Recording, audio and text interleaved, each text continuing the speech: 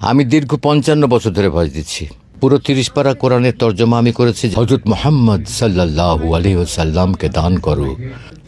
পুরো ৩০ পারা কোরআনের তর্জমা আমি করেছি, যেটা আপনারা ট্রেনে, বাসে, বিভিন্ন দোকানে বা রোজা রমজানের সময় টেলিভিশন চ্যানেলগুলোতে প্রচার যখন হয়, কোনো কোনো চ্যানেলে আমার কোরআনের তর্জমাটাই প্রচার করে ওরা। এই জন্যে আমার জীবনের সবচেয়ে উল্লেখযোগ্য কাজ এবং আমার জীবনের সবচেয়ে শ্রেষ্ঠ কাজ যদি বলেন তাহলে এইগুলোই।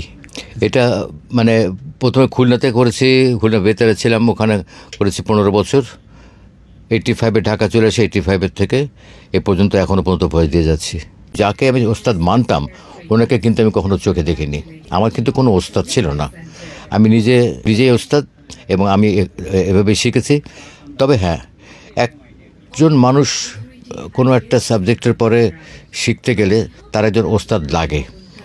আমার একজন ছিল না তা না, কিন্তু যাকে আমি ওস্তাদ মানতাম ওনাকে কিন্তু আমি কখনো চোখে দেখিনি।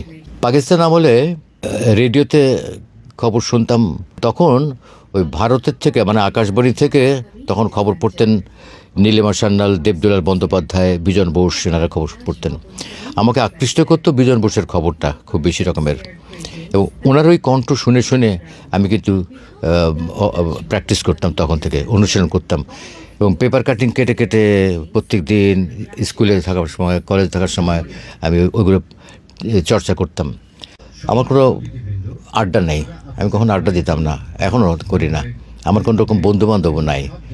আমি ধর্মীয় অনুষ্ঠানগুলোই বেশি পছন্দ করি এবং সেইগুলোই প্রচার করি। আমার বাবা একজন খুব কামের লোক ছিলেন, আবার চিকিৎসক ছিলেন, ধর্মপ্রচারক ছিলেন, উনি লেখালেখি করতেন, রাজনীতি করতেন।